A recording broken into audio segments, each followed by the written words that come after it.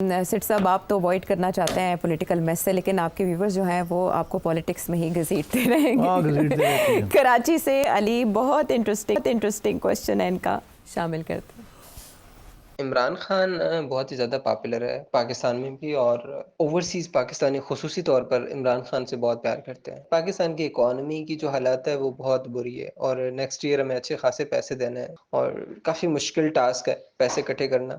अगर इमरान खान को लेके आते हैं और इमरान खान से कहते हैं कि ठीक है, डील कर लेते हैं कि तुम इकॉनमी को स्टेबल कर लो और हम जो है वो आपके साथ कर लेते हैं मुकमुका जो भी है। इमरान खान की स्पेशलिटी ये है कि वो काफ़ी अच्छे इस तरह के काम कर लेते हैं, तो वो पाकिस्तानी इकॉनमी को स्टेबल कर सकते हैं अगर उनको बिल्कुल फ्री हैंड दिया जाए और वो ओवरसीज़ पाकिस्तानियों को पाकिस्तान में इन्वेस्टमेंट के लिए कहें, तो ये पॉसिबल हो सकता है। क्या हुकूमत अपनी कुर्बानी देकर ये काम कर सकती है पाकिस्तान के लिए, पाकिस्तान की इकॉनमी के लिए और पाकिस्तान की स्टेबिलिटी के लिए?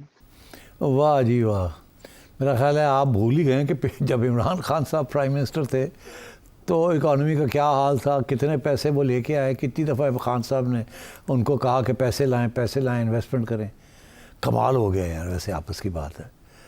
खान साहब एक धेला नहीं ला सकते पाकिस्तान के लिए। खान साहब अपने चैरिटी अस्पताल के लिए पैसे इकट्ठे कर लिए थे, मगर चैरिटी अस्पताल के लिए $1 मिलियन $2 मिलियन इकट्ठा करना और पाकिस्तान के लिए $2 बिलियन इकट्ठा करना बड़ा फ़र्क है ना यार।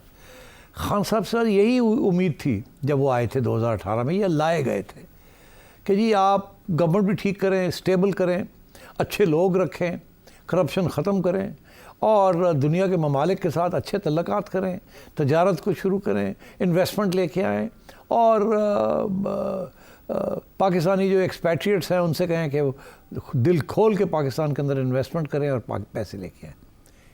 एक ढिला नहीं आया।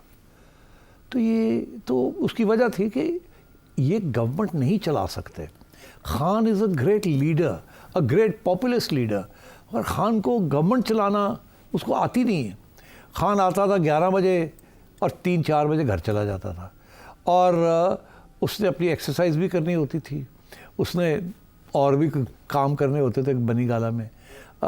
तो Khan was a part time prime minister. Cabinet meeting होती थी या वो सोशल मीडिया के लिए इंटरव्यूज़ देते रहते थे सारा वक्त, और वो मोटी मोटी बात करके फ़ारग हो जाते थे। और जो टीम बनाई थी उन्होंने, यूजलेस टीम, फाइनेंस मिनिस्ट्री की तबाही कर दी थी उन्होंने। कभी असद उमर साहब आ रहे हैं, कभी हफीज़ आ रहे हैं, कभी शौकत आ रहे हैं, कभी कोई और आ रहा है। There was no end to it. He had no idea, he is clueless about economics and finance and management. Great cricketer, but यार गिव मी अ ब्रेक।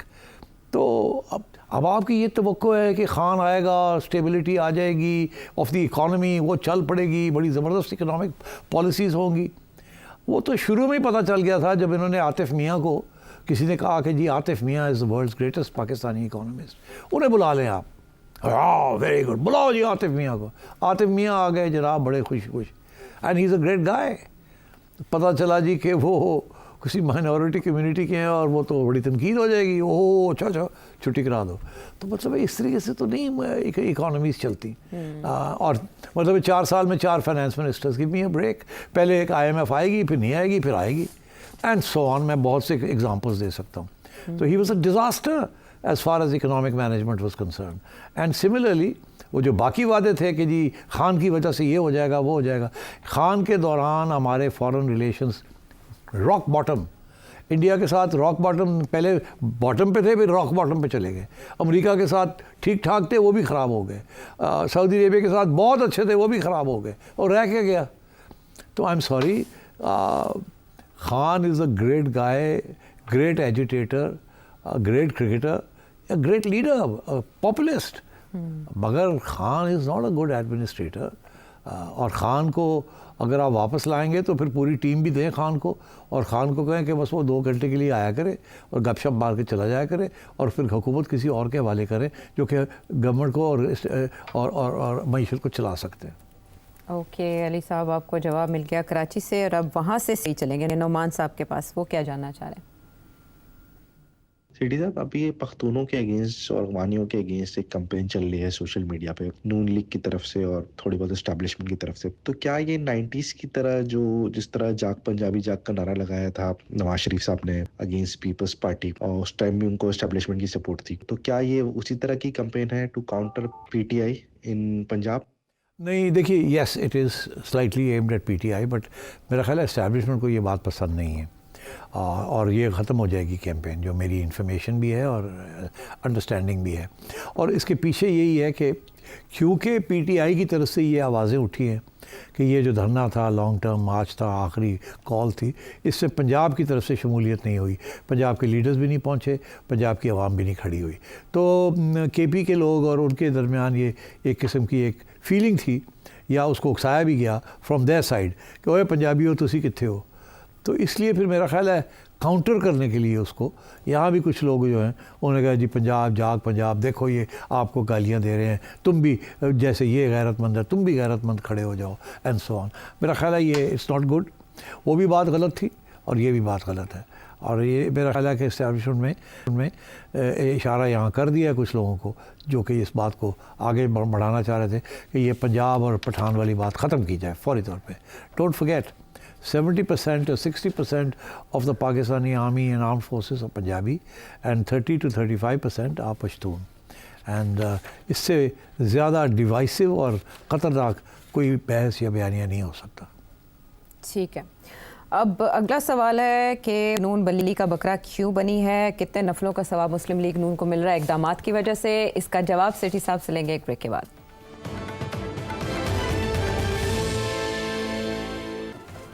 और अब सेठी साहब से सवाल मुनज़्ज़ा यास्मीन साहिबा कर रही हैं इस्लामाबाद से। ये जो कुछ भी हो रहा है इस सब में नून लीग तो सही से बली का बकरा बनी हुई है, हर तरफ से लान तान सुन रही है। पीपल्स पार्टी गवर्नमेंट इत्तेहादी होने के बावजूद मजे से बैठ के सब तमाशा देख रहे हैं। जितने भी पीटीआई के लोग हैं इनको पीपल्स पार्टी में कोई नुक्स नजर नहीं आता। इन्हें जब भी गालियां देनी होती है सोशल मीडिया पे भी, वैसे भी इनके यूट्यूबर भी, इनके सहाफ़ी भी, सब सिर्फ और सिर्फ नून लीग को निशाना बनाते हैं। जो भी ये ड्रामा हुआ है 24 नवंबर को, उसमें भी पीपल्स पार्टी का कोई कैरेक्टर नहीं है। तो मेरे ख्याल से सबसे ज्यादा मजे में इस वक्त जरदारी साहब और उनकी पार्टी है। और नून लीग को क्या ऐसी आफत आई थी कि ये गवर्नमेंट बनाते ना बनाते, एस्टेब्लिशमेंट करती जो उन्हें करना था, बना लेते पीटीआई वाले गवर्नमेंट। ये सब कुछ इन्होंने अपने गले में क्यों डाला है? मुझे तो कभी कभी तरस आता है इन लोगों के ऊपर कि सब कुछ ठीक करने के उसमें चल रहे हैं, एस्टेब्लिशमेंट के साथ भी बिल्कुल सिंसियर चल रहे हैं, और फिर भी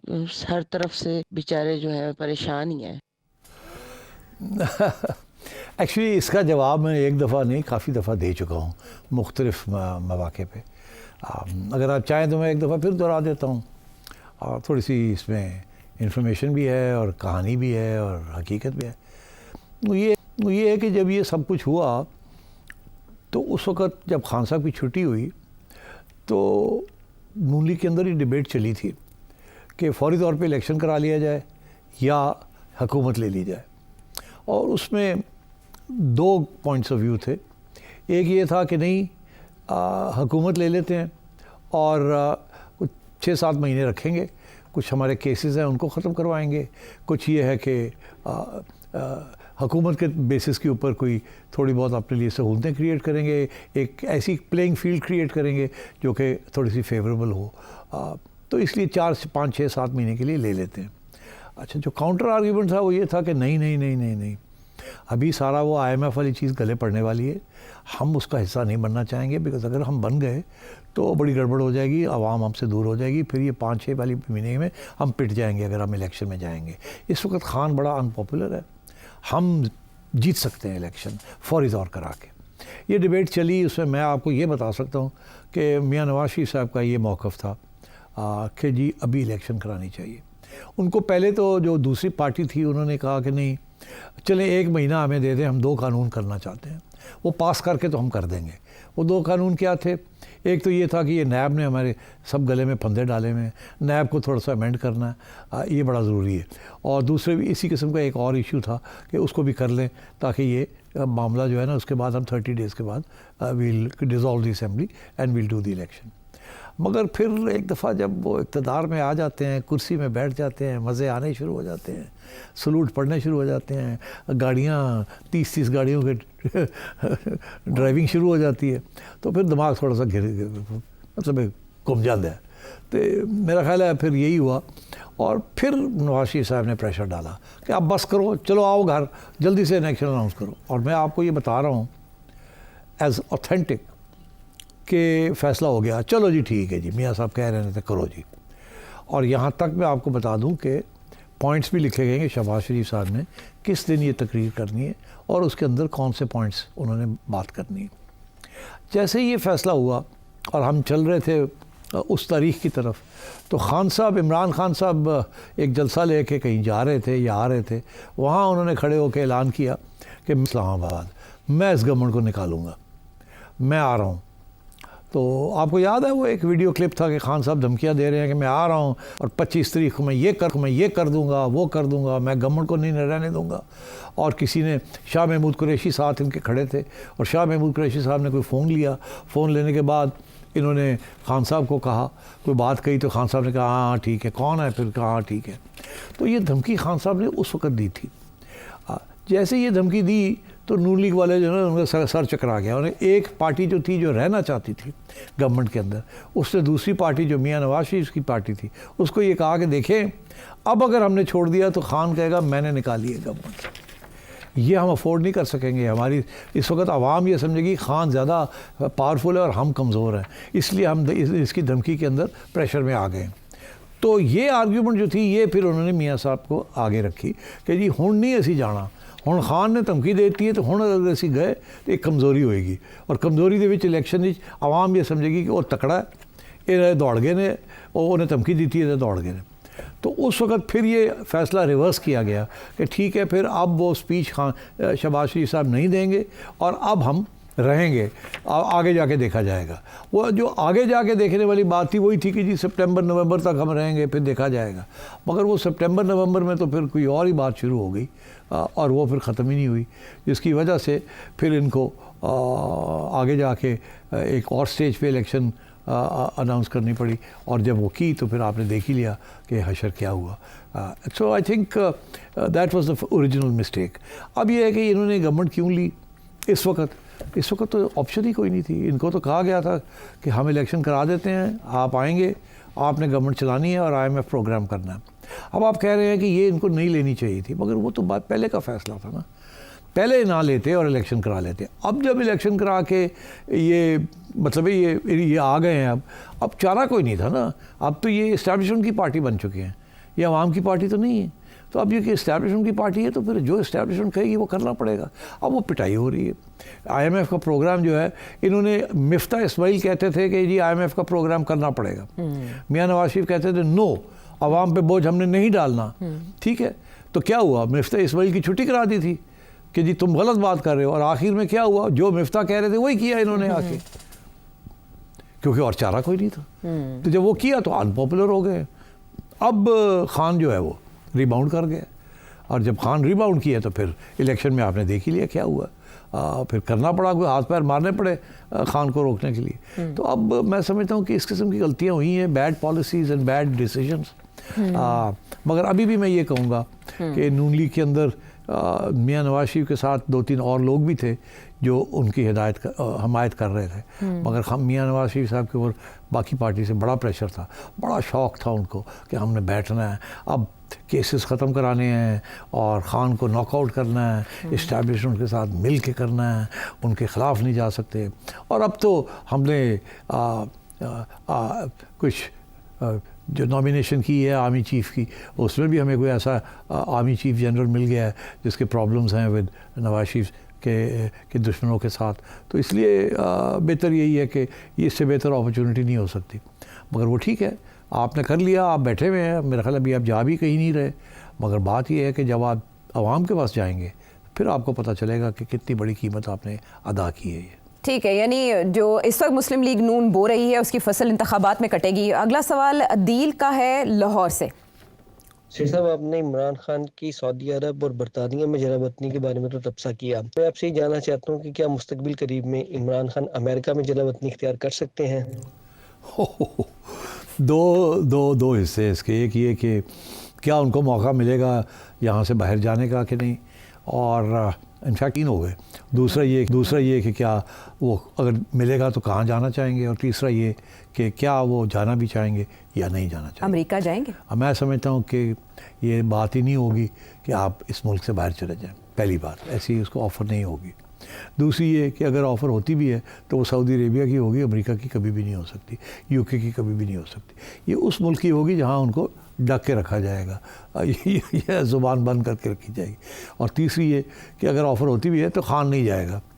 खान को अब ज़बरदस्ती उठा के जहाज़ में डाल दें वो और बात है, मगर खान को अगर जिस तरीके से मियाँ साहब गए थे एक अंडरस्टैंडिंग के तहत, तो वो नहीं होगी। खान नहीं जाएगा, खान यहीं रहेगा, खान लड़ेगा।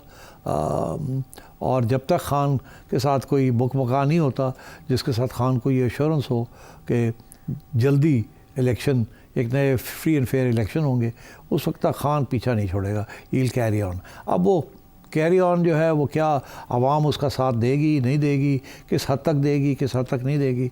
देखिए अगर वो चाहेंगे ना कि जी प्रोटेस्ट के ज़रिए वो अपने डिमांड्स मनवा लें तो वो तो फेल हो गए। तो अब यही है कि जी आप कोई मुज़ाकरात करें, और कोई जब 4 साल पड़े हैं अभी, तो अगर आपको 3 साल के बाद इलेक्शन मिल जाती है, आई वुड टेक इट। लड़ते रहें मगर come to terms with it. और कुछ अगर मुकम्मल करनी है तो यार go for a free and fair election as far as possible, ताकि आपको वापस आने का एक मौका मिल जाए। और अगेन आप ने अपनी सारी कंस्टिट्यूंसी को ये कहा है कि जी हम तो एंटी आर्मी हैं। एक्चुअली ये जो सारे बाहर खड़े हैं ना, ये कल ये फ़ौज के सरबराह जो हैं खान को जब भी डाल लें तो ये सारे के सारे हार लेके इन्हीं लोगों को हार डालेंगे। तो ये this is not a revolution, this is not an anti establishment movement, this is against one man जिसको खान नहीं चाहते थे। खान को कोई और चीफ दे देते तो खान आज ये बातें ना कर रहे होते।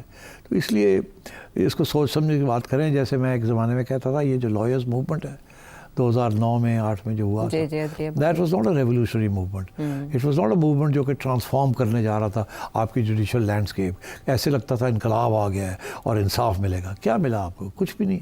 वो एक ट्रांजिशन थी। It was not a transformation, it was a transition. इसीलिए खान जो है इज़ नॉट अ रेवोल्यूशनरी। ना ही पाकिस्तान की जो आवाम है they are anti army, they may be anti certain policies of the army's leadership, but they're not anti-army, and because army families and army welfare is a huge enterprise, and it's getting bigger and bigger. वो शरियार अफरीदी साहब PTI के रहनुमा एक मौके पर कह चुके हैं कि आर्मी चीफ कौम का बाप होता है, तो ये स्टेटमेंट सबको याद है।